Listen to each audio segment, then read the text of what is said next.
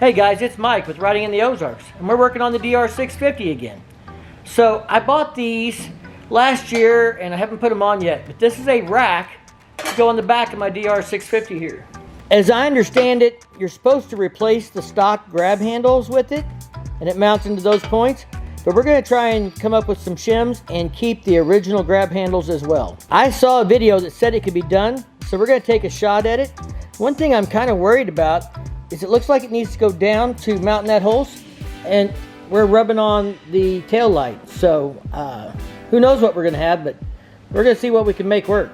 For this job, we're going to need a 6mm hex bit or T-handle, whichever you have, and a 12mm socket.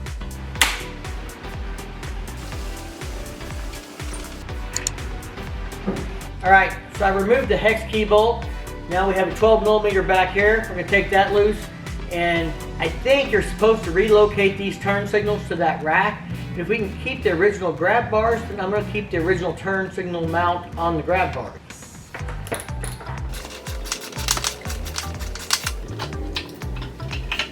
Alright, this came with two length bolts, a long one and a short one. Here I'm comparing the short one in the front to the original, and you can see the original is longer. So if this short one would work without the grab bar, then we're going to try and make the long one work with the grab bar. Alright, well, I got several threads in before it's starting to tighten up, so I think we have enough threads to hold. So let's get the other side lined up. We're not going to tighten anything down so we get everything kind of mounted and we know how it's going to fit. Alright, as you can see here, this is a long bolt that came with it. There is the original short bolt. So there's also a spacer that goes in here. So let's try and put this on with the long bolts and the spacers that came with the rack.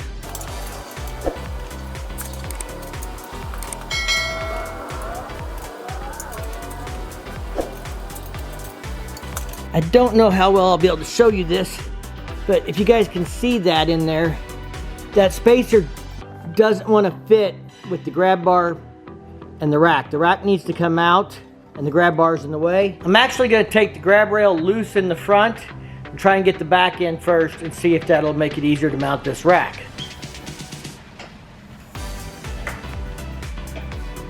Alright, so if you're going to do this, again, put the back in first, get it started, get the front started, then tighten them both up.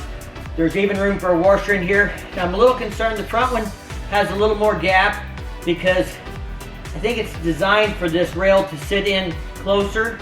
Unless I can put the rack on the outside of this, and that might be a possibility. Let's try that. Alright guys, so the stock spacer is not intended to work with the grab rail, and so it really should be cut down the thickness that the grab rail mount is to keep the angles right for the front of the grab rail and stuff. So instead of doing that, what I've got here is a big old nut. It's bigger than it needs. It's going to basically work the same way as the spacer does, but it's not as thick.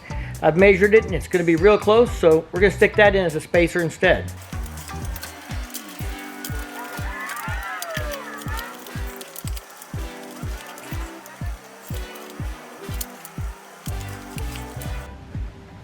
Alright, I don't know how well you'll be able to see it in here, but I'm going to try and show you.